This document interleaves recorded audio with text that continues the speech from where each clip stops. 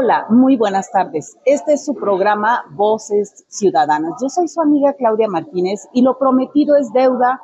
Y hoy tenemos nuevamente como invitado de su programa, de su casa, pues a un líder natural que a lo largo de su trayectoria como trabajador del gobierno del estado fortaleció también lo que es los derechos laborales de las y de los trabajadores de este sindicato que hoy está a punto de cumplir 80 años de haberse fundado y bueno, que para mí trae grandes recuerdos y mucha nostalgia. Tenemos con nosotros a Joel Castillo. Joel, bienvenido a tu programa Voces Ciudadanas. Muchas gracias, Claudifer. Pues era un compromiso y por uno u otro motivo lo habíamos estado transfiriendo, pero pues aquí estamos a tus órdenes y gracias nuevamente por la invitación. Pues bueno, y estamos aquí, estamos en un restaurante del primer cuadro del centro histórico de la ciudad de Oaxaca. Tenemos a nuestra espalda pues lo que es el kiosco, lo están remodelando, como usted podrá ver, ese kiosco cuya estructura data de la época del Porfiriato. Y pues bueno, un poco se visualiza la sombra del Palacio del Gobierno del Estado de Oaxaca.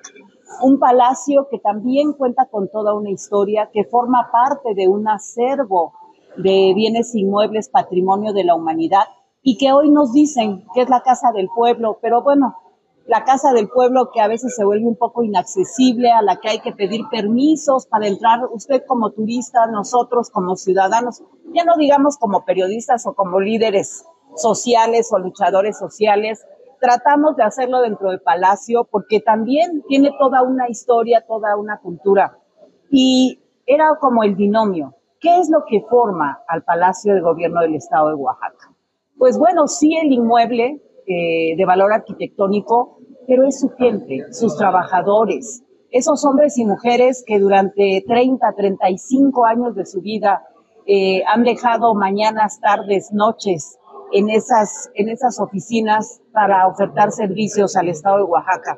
No son secretarios, no son titulares, muchas veces ni siquiera llegan a directores, pero son como esas hormigas que hacen todo una estructura social dentro del Palacio de Gobierno. Y qué mejor que tener estos escenarios para poder hablar pues de estas experiencias como líder sindical, claro. Hoy pues a 80 años prácticamente ya de cumplirse que se fundó el primer sindicato en el gobierno del estado, Joel. Sí, efectivamente, bueno, tuve la virtud de buscar antecedentes de nuestro sindicato cuando estuve al frente de la dirigencia, porque pues obviamente, digo, aún y cuando ya tenemos nuestros años, obviamente si hablamos de los 80 que está a punto de cumplir el sindicato, nosotros somos relativamente jóvenes en ese sentido. Y pues bueno, sí, efectivamente el sindicato se funda ahí por los años de 1944, o sea, estamos a punto de cumplir el 21 de octubre 80 años de nuestra organización sindical. Y déjame decirte que fue un sindicato que su primer secretario general, de nombre Rodrigo Mariscal, ni siquiera era de base, ¿no? Eran compañeros de confianza que se unieron, que platicaron, que trabajaron y lograron poner los cimientos de un sindicato sin la formalidad o sin la legalidad que se requería para tal efecto, porque realmente nuestro sindicato logra su registro hasta el año de 1978, pero nosotros nos vamos a los orígenes, ¿no? Y los orígenes son en los años de 1944 y efectivamente para el 21 de octubre estaremos ya cumpliendo los 80 años como organización sindical. ¿Tú tienes idea de con cuántos afiliados inicia este sindicato ya cuando se constituye con una personalidad jurídica? No tenemos un número exacto, ¿no? Porque lamentablemente cuando Reveriano Chagoy es destituido del sindicato, porque no había los socios afiliados que realmente necesitaban. O sea, Reveriano era un líder, lo seguía mucha gente, pero cuando se van al padrón, los socios eran escasamente 300, pasadito de 300. Entonces, yo creo que es el número más cercano que yo he podido checar, que yo he podido investigar. Entonces, estamos hablando que el 14 de diciembre de 1978, que obtenemos nuestro registro número 1 como organización sindical, éramos escasamente 300 trabajadores. Fíjate, yo recuerdo, y para mí también, por eso es tan especial esta entrevista y esta conversación, esta charla contigo, porque mi abuela fue trabajadora del gobierno del estado, también su hermana, mi tía, Luz María Montiel Castellanos y Teresa González. Ellas, pues yo de que recuerdo mi infancia fue aquí en Palacio de Gobierno, salías de la escuela y venías a Palacio. Como muchas madres trabajadoras, llegaban sus hijos, era nuestro jardín de juegos, sí nos ponían reglas, pero era como nuestra casa, una casa donde realmente nos sentíamos seguros y nos sentíamos aceptados, o sea, aceptados como hijos de madres trabajadoras. Cometíamos una que otra travesura, obviamente, pero era como una gran familia, y ellas venían a trabajar en la mañana y luego salían a comer y luego regresaban en la tarde. Los horarios eran corridos y a veces también trabajaban sábados y domingos. Yo no sé si por las áreas en las que ellas estaban, al final mi abuela se jubiló como directora del Archivo General, pero entonces tú entrabas a Palacio del Gobierno como Juan por su casa. O sea, tú entrabas, respetabas, porque finalmente pues era una oficina, o como respetas también tu casa, no entras a destruir, pero no tenías ni que hacer oficios, ni que girar algo a gobernatura, ni que acreditarte, ni que justificarte. Y yo creo que todavía hasta hace un par de años esto era una constante en el Palacio de Gobierno. Yo creo que por cuestiones de seguridad hoy se ha cerrado completamente. Sí hay protocolos que cumplir para poder accesar, pero la vida sindical, yo recuerdo cuando hacían el día del baile del empleado, que se hacía aquí en Palacio de Gobierno, y que además se hacía el cómputo para elegir a la reina, y cuando se contaban los votos, yo recuerdo mucho que hacían medias de seda y sándwich, que entonces eran un lujo esas comidas, ¿no? Era el refrigerio. Se iba la banda de música del gobierno del estado a casa de los tres lugares, ¿no? La del tercero, segundo y del primer lugar. Y entonces ibas como calenda, iba toda la comitiva, llegabas a la casa, festejabas ahí, y ya después, pues el día del baile era todo un acontecimiento y se realizaba aquí en Palacio de Gobierno. Los tiempos han cambiado, hoy pues Gobierno del Estado tiene más de 16,000 trabajadores, ¿no? Comentabas la vez pasada. Sí, yo considero que están arriba de los 15,000 trabajadores de base. No tenemos un número exacto, pero por lo menos de acuerdo a la última elección, sindicalizados, 14,042, más los que se han venido acumulando, más los que no son socios del sindicato, seguramente se rebasan los 15,000 trabajadores. O sea, ya es toda una estructura que no solamente representa el trabajo que se realiza en cada una de las áreas del gobierno del estado de Oaxaca, sino también de la economía y de la construcción social de Oaxaca. Tú cuando fuiste candidato para ser secretario, iniciaste una campaña, pues la campaña roja. Hoy nos traes el folleto que tú utilizaste. A mí me gustaría que lo vieran. Claro. Es una reliquia ahora, ¿no? De esos recuerdos llenos de nostalgia. Y aquí tú te comprometías a promover la unidad, el servicio y la transparencia. Fue el Castillo por la planilla roja, Comité Ejecutivo 2006-2009. ¿Qué tanto se cumplió de estas promesas de campaña, Joel? Te quiero decir con mucho respeto, creo que fuimos más allá de lo que nos pudimos comprometer.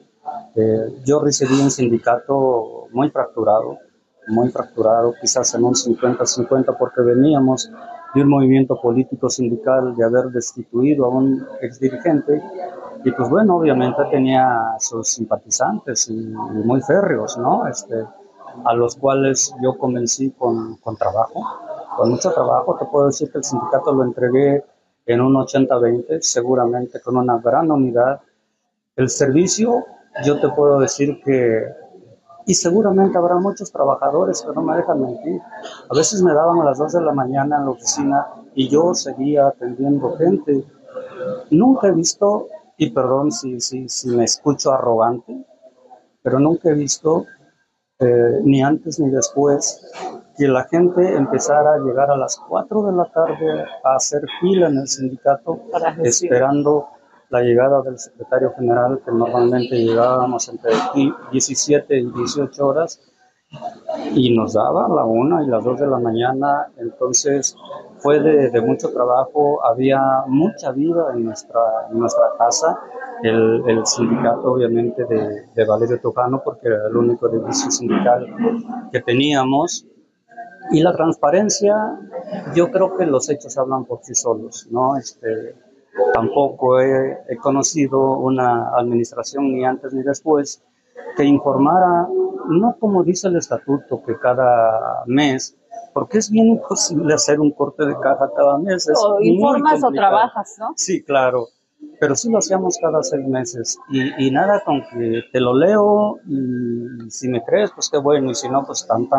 No, se entregaban estados de cuenta para que el trabajador realmente supiera cuánto ingresaba, cuánto se gastaba, y obviamente íbamos haciendo las compulsas para que el trabajador supiera que realmente se estaban ejerciendo sus cuotas sindicales de manera adecuada.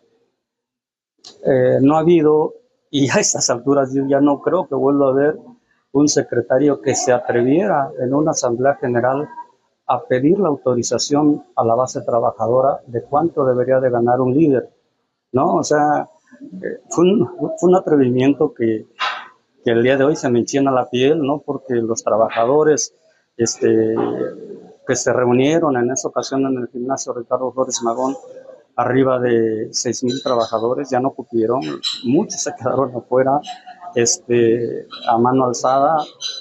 Le autorizaron al secretario general 10,000 pesos y a los secretarios de las demás carteras 5,000 pesos. El día de hoy, con mucho respeto lo digo, ni siquiera sabemos cuánto gana un secretario, menos lo van a someter a consideración de la base. Y yo creo que son datos que van a pasar a la historia, porque ni antes ni después de Joel Castillo se había dado un hecho, sí, inédito, ¿no? Y de lo cual, por supuesto, que me siento muy orgulloso, ¿no? Entonces, sobre esos 3 ejes, de alguna manera giró mi plan de trabajo, y yo creo que lo cumplí. Siempre dije que cuando nosotros llegamos a la dirigencia sindical, precisamente por el conflicto intersindical que teníamos, el comité al que yo relevé, rentaba una casa por la calle de Hidalgo, porque el sindicato, las oficinas del sindicato, se habían apoderado de ellas una organización, seguramente te acuerdas del CIPO, ¿no? Uh-huh. Lo destruyeron totalmente. Y yo también le dije en mi campaña que desde el primer día iba a llegar a despachar en esas oficinas, estuvieran como estuvieran. Y afortunadamente lo pudimos recuperar y tuvimos como 15 días, 20 días para medio limpiarlo y darle una manita de gato, como dicen. Ya posteriormente se remodeló. Pero sí, desde el primer día y en las condiciones en las que se encontraban, yo llegué a despachar ahí al edificio de nuestro sindicato. Posteriormente, y una vez que se recuperaron también todos los bienes inmuebles de nuestra organización sindical, se edificó por la zona de volcanes, más o menos, creo que Mártires de Antequera, no sé cómo se llama por ahí, en la zona residencial.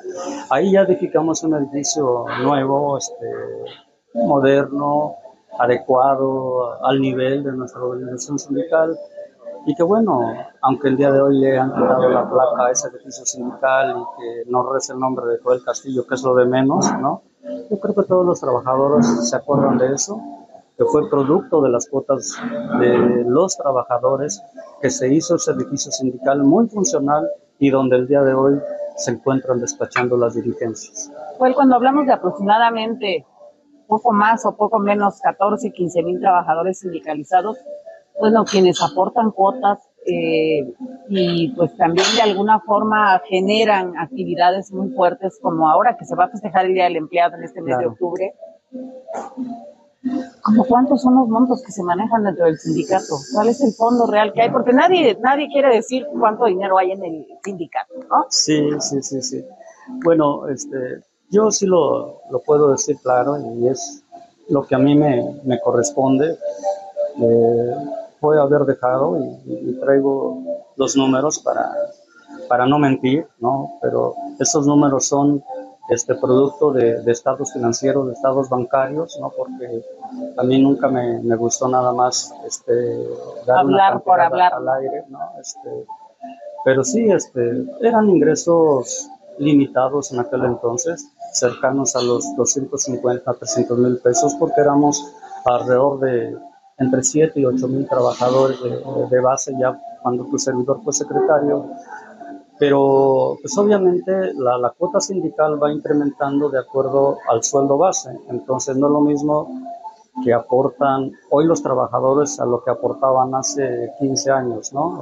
Hoy aportan mucho más, pero también estamos hablando que prácticamente se duplicó el número de trabajadores aportantes, entonces no quisiera ser irresponsable, no quisiera dar cifras al aire porque no me corresponde a mí, le corresponderá seguramente en su momento al secretario general en turno dar una cifra real, pero yo sí estoy hablando de que tal vez haya ingresos el día de hoy cercanos al 1,5 millones de pesos mensual.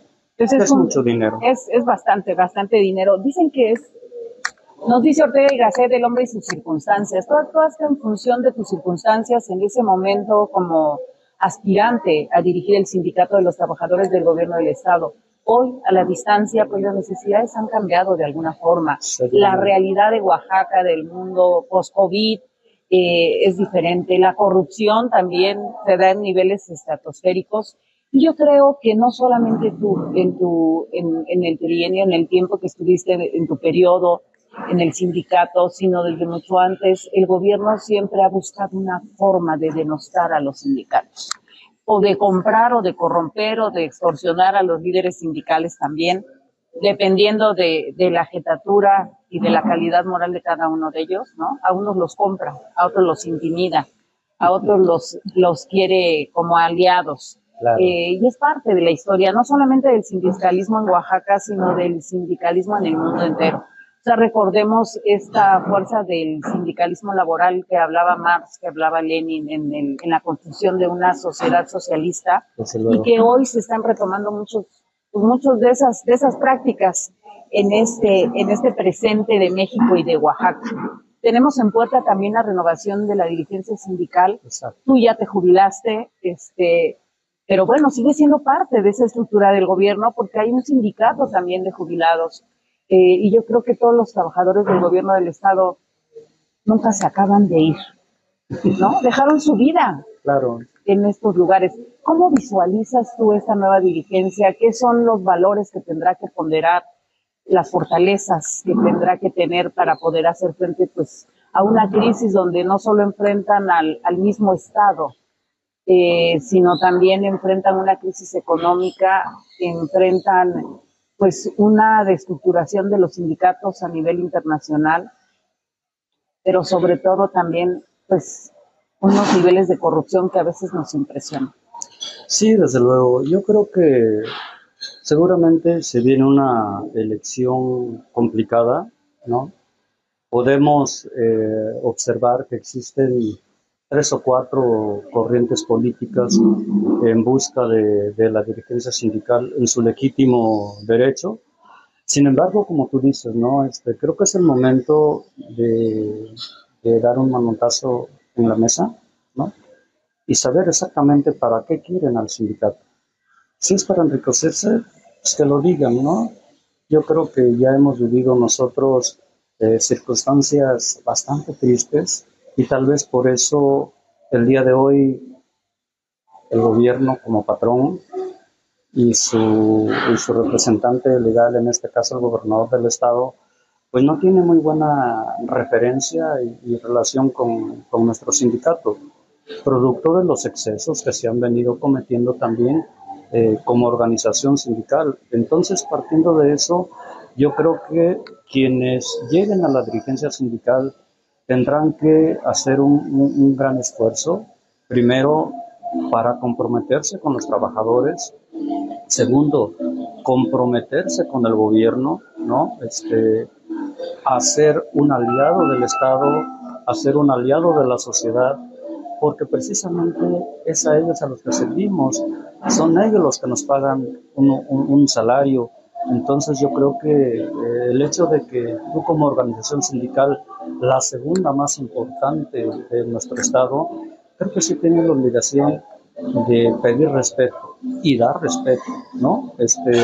Si alguien cometió excesos, no tenemos por qué hacernos cómplices de ese tipo de o funcionarios o líderes también. O tal vez exagero yo llamarle líderes a ese tipo de personas, ¿no? Tal vez representantes de nuestro sindicato.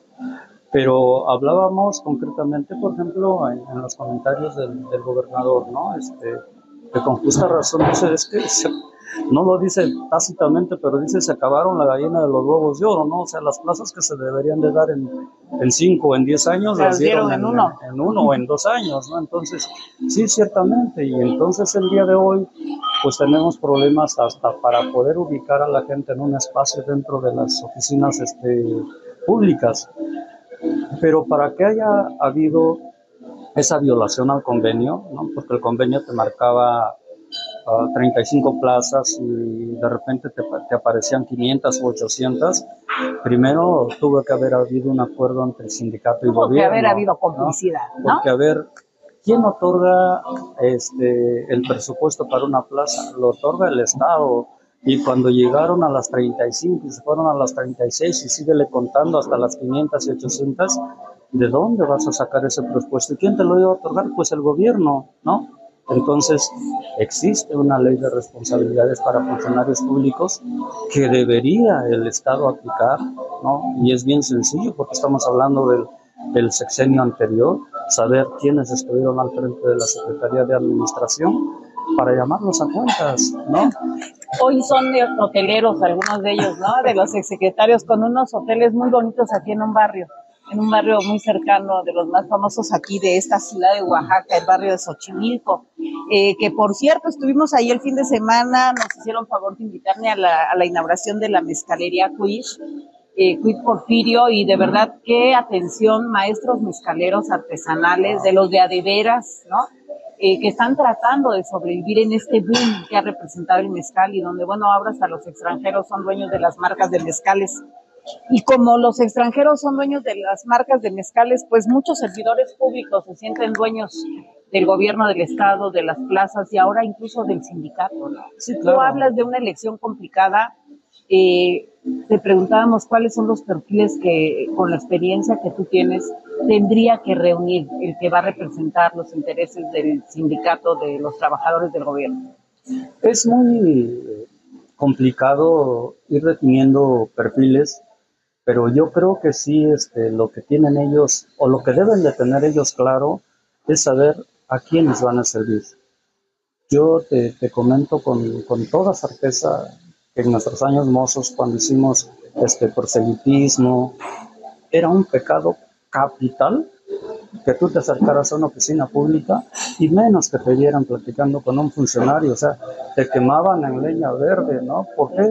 Porque o sirves al patrón o quieres servirle al trabajador. Y pareciera que el día de hoy es un concurso de simpatías y el que se tome más fotos con funcionarios o hermanos de funcionarios son los que probablemente tengan las mayores posibilidades de ganar, no porque los funcionarios vayan a votar, sino seguramente porque los funcionarios van a financiar. Y entonces yo te pregunto, Claudia, ¿a quién le vas a servir? ¿O al trabajador o al patrón? ¿No? Bueno, dicen que el que a dos no sirve con alguno queda mal. Seguramente. Y desafortunadamente prefieren a veces quedar mal con las bases que con el patrón, y se les olvida que las bases son permanentes. Por eso yo te decía, duran años. ¿Para qué quieren al sindicato? ¿No? Y la respuesta está ahí, ¿no? Desafortunadamente, por todos los excesos que se han venido cometiendo hace 3, hace 6, hace 9 años, pues obviamente pues la gente dice, oye, pues es que yo sí quiero dar al sindicato porque pues sí hay, ¿no? Entonces, yo creo que no, y mira, de verdad te lo digo, en el sindicato te va bien, pero no tienes la necesidad de robar. O sea, de entrada, tienes un salario como trabajador, del nivel que llegues a ser secretario. Tienes una dieta sindical por representación sindical, valga la redundancia. Y tienes una dieta que el Estado te facilita por representación sindical. O sea, hoy ganas un salario y el día de mañana que ya tomas protesta ya ganas 3.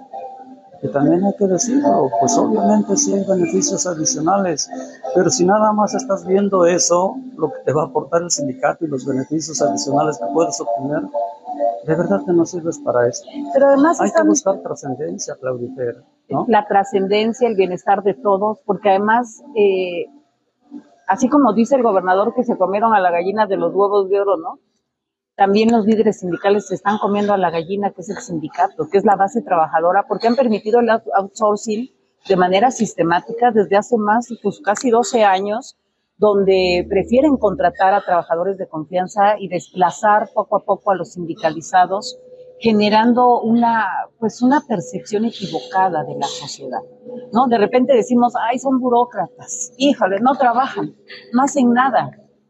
Son como los parásitos, ¿no?, del sistema. Y eso no es cierto, porque la experiencia acumulada a lo largo de prestar 10, 15, 20, 30 años, 35 años, a veces llegaban hasta los 40, ¿no? O se jubilaban y los recontrataban como de confianza, es lo que ha permitido avanzar a la gestión sindical y también la gestión gubernamental. Hoy tenemos ejemplos, bueno, y yo sí lo voy a mencionar, como la del Congreso del Estado, donde una vez que entraron en esta legislatura que está por concluir, pues llegaron a un acuerdo donde los trabajadores de base se fueron a su casa cobrando su salario íntegro mensual para que ellos pudieran meter a sus plantillas de trabajadores que venían con ellos, su gente de confianza, decían, y se duplicaron los pagos, y los trabajadores pues están en su casa a la expectativa, muchos pues o bordan o tejen, subieron de peso, van a correr, o sea, es un problema también hasta de salud mental. Sin duda. Porque pues no saben, siguen siendo trabajadores, no siguen siendo trabajadores, han sido desplazados y comentan que incluso se está tratando de renegociar este tipo de acuerdos, que lo está haciendo un poder tan importante como es el legislativo, violentando no solo los derechos laborales, sino también violentando los derechos ciudadanos. Estamos pagando doble plantilla de trabajadores, pues porque llegan con los que dicen que sí saben, y a veces eso genera grandes conflictos en la prestación de servicios porque no tienen la experiencia y a veces ni el conocimiento. Dicen que nadie sabe, nadie nace sabiendo, pero al menos hay que tener la intención de aprender. En esta intención de aprender, Joel, te vamos a ver contendiendo en la planilla de jubilados, te vamos a ver apoyando a alguno de los candidatos para la reelección sindical. ¿Qué papel va a jugar hoy Joel Castillo?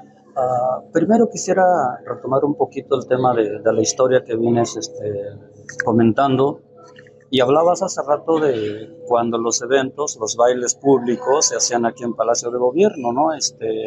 Y que paulatinamente pues el grueso de la base trabajadora se fue haciendo más grande, y obviamente pues ya tuvimos que buscar otro tipo de espacios. De alguna manera yo tengo que reconocer que hay gente, yo por ejemplo me jubilé a los 32 años, pero hay gente que tiene 40 años de servicio y no se ha jubilado, y lo que sí puedo asegurar que tienen una capacidad y una experiencia para la función pública increíble, y es ahí donde nosotros deberíamos de exigirle a la dirigencia sindical y a aquellos que pretenden dirigir al sindicato, que tomen en cuenta a los compañeros. De verdad que ciertamente habrán algunos, o habremos algunos, que pues siempre hemos sido un problema en casa, con la sociedad y todo, y en el trabajo, pero yo sí meto las manos al fuego por mis compañeros,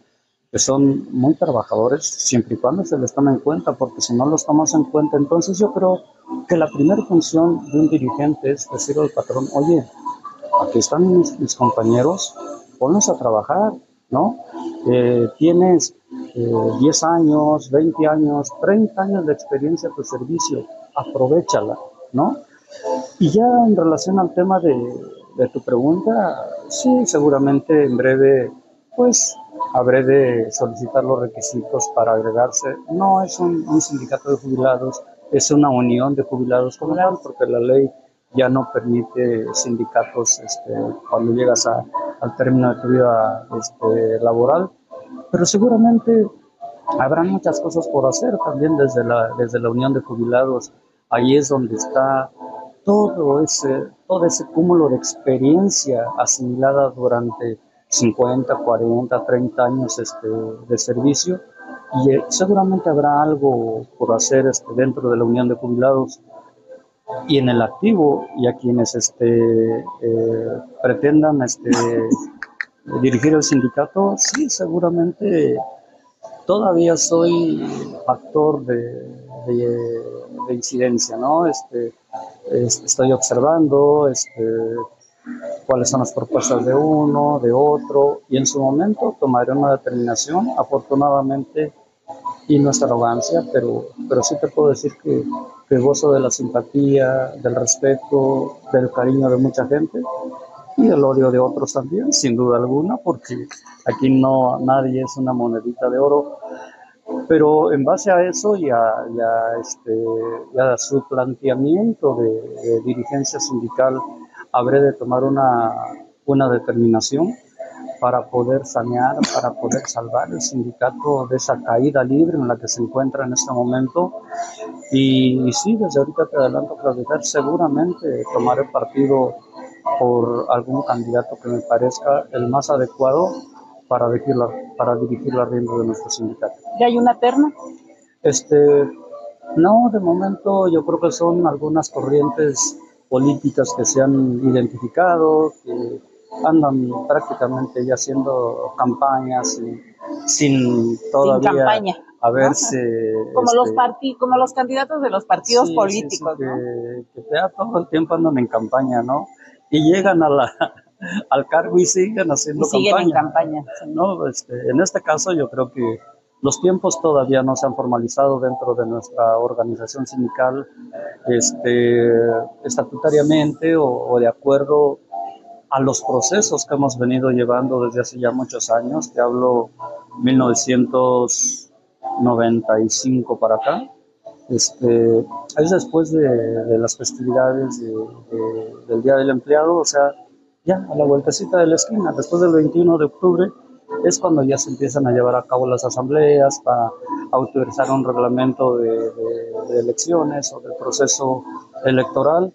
Y lo que sí nos queda muy claro es lo que dice el estatuto, ¿no? Que la elección se tiene que llevar a cabo los primeros 10 días del mes de diciembre.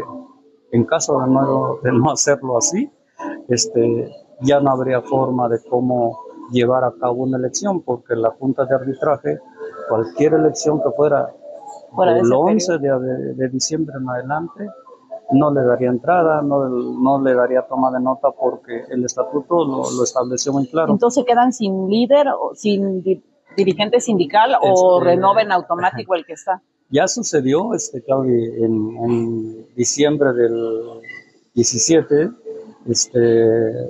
que no le permitieron participar a la planilla opositora, el candidato, no me acuerdo, creo que era de la planilla verde, creo que sí, la planilla verde, dijo, no, pues ya gané por default, entonces nos amaneció el 11 de diciembre, se impugnó, porque obviamente contravinieron los derechos de los trabajadores a tener la posibilidad de elegir a su dirigente, y la Junta de Arbitraje dijo al lugar a esa impugnación y no hubo elección.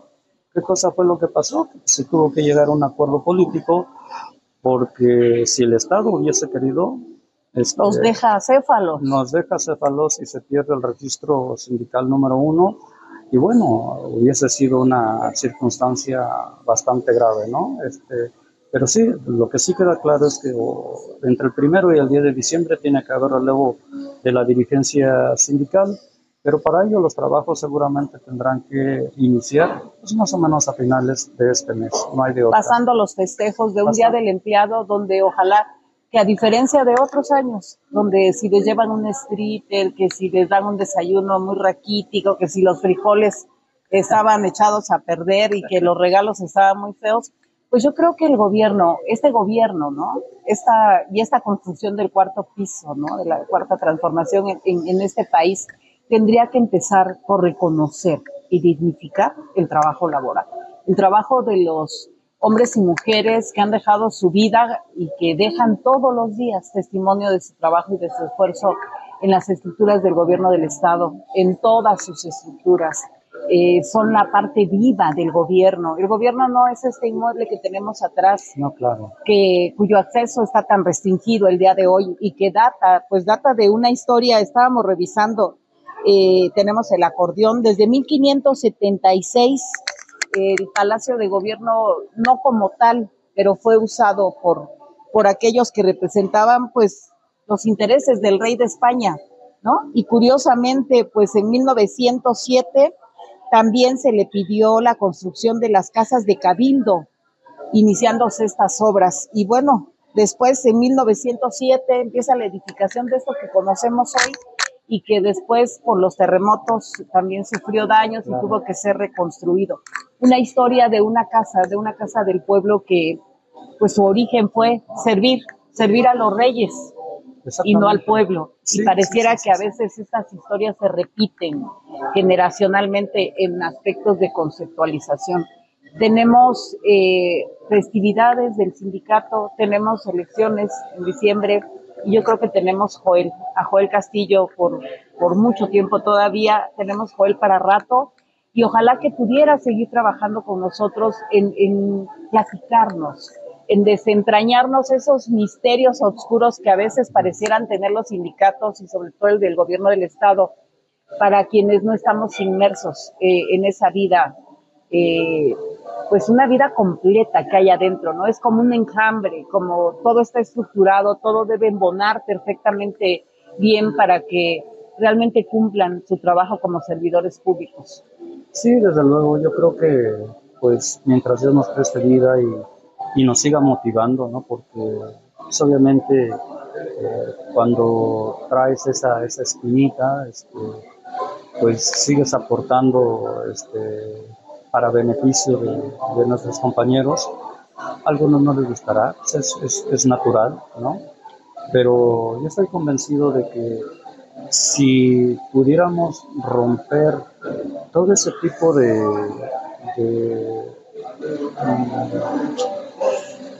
malos entendidos, vamos a llamarlo así, entre los propios trabajadores, que muchos se ven como enemigos, ¿no? Yo creo que las elecciones son un proceso y un día después de mañana deberían todos trabajar en un mismo sentido para el crecimiento de nuestra organización sindical. Yo creo que el tema del poder adquisitivo cada día viene a la baja, ¿no? Entonces tendremos que ir buscando alternativas de cómo ir mejorando la capacidad adquisitiva de los trabajadores, no con financieras, o sea, de verdad, y eso es un tema que desde mi particular punto de vista yo pondría desde este momento sobre la mesa, ¿no? Habría que ver qué pasa con ese tema de las financieras, quiénes son los dueños, quiénes son los socios, porque están dejando a los trabajadores literalmente en ropa interior, ¿no? O sea, un préstamo de 5 te lo cobran al triple, un préstamo de 50 terminas pagando arriba de 150. Es agiotismo, ¿no?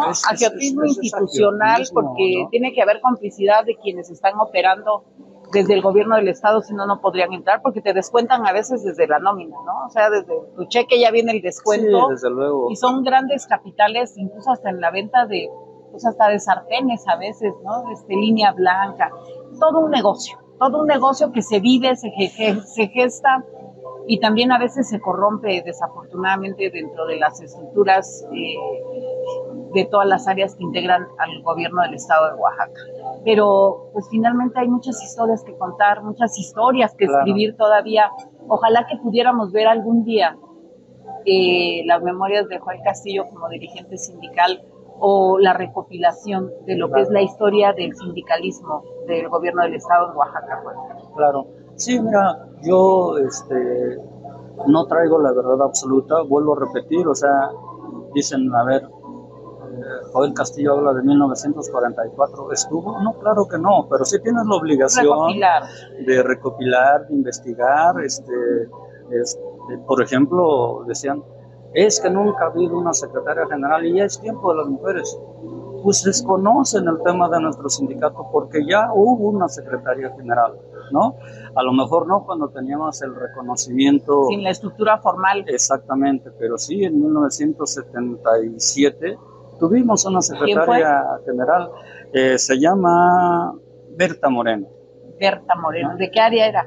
¿Tienes más datos de ella, no? Te digo, pero recopilar la historia, datos, claro. Dice que si no sabes de dónde vienes, no sabes para dónde vas, ¿no? Claro, y si ahorita, pues digo, si Joel llegara a la Secretaría de Administración, oigan, ¿me podrán dar el dato de Berta Moreno para ver de qué área y qué fue lo que hizo? Pues no me lo van a dar.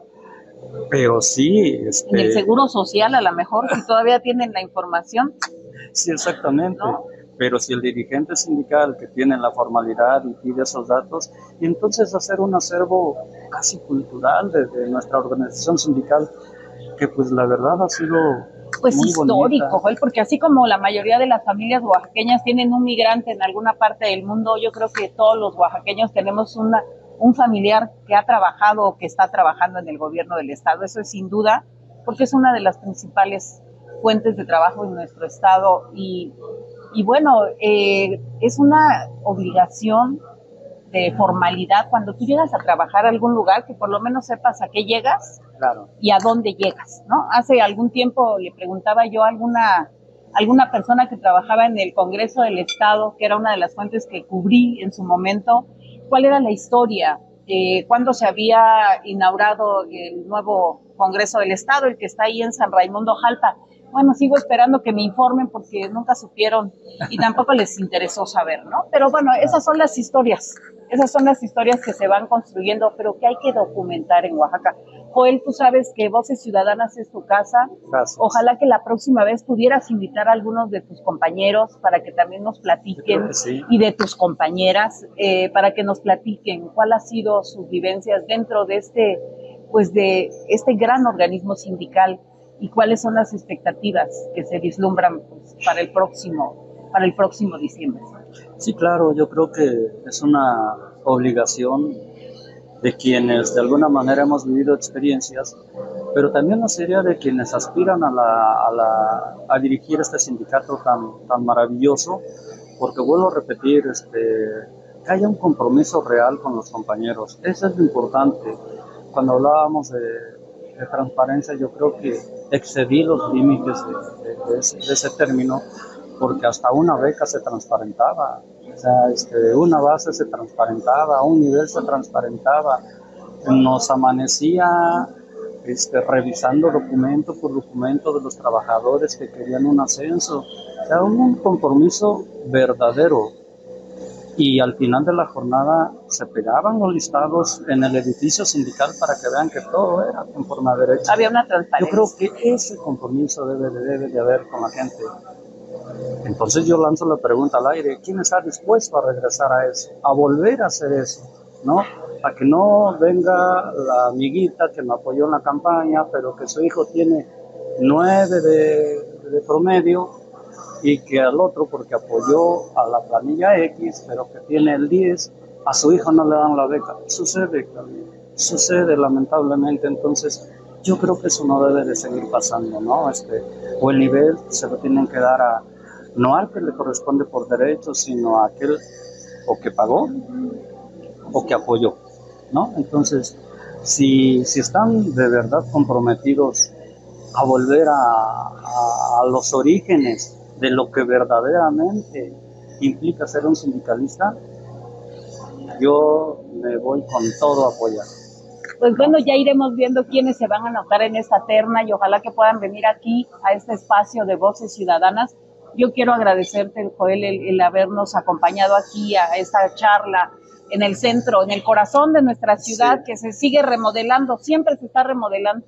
Viene Muertos, va a haber obra, viene diciembre, hay obra, bueno, siempre hay obra, ¿no? Nunca concluye, es una ciudad viva, dicen. Claro. Esperemos que sobreviva la siguiente marcha, el siguiente plantón, este embellecimiento del Zócalo y que, bueno, todos estos comercios que están alrededor también sobrevivan, porque cuando no son los plantones, pues hoy la obra, a nosotros ya nos raspan la garganta, están puliendo la cantera y de verdad que el polvito es impresionante. Sí, claro. Yo creo que sí va a afectar también lo que es toda esta área de los portales, pero bueno, todo sea por el bien de Oaxaca. Quiero agradecerle a mi amigo, compañero, maestro Merlín, Cornelio Merlín, que nos está apoyando hoy con la grabación de este programa de Voces Ciudadanas.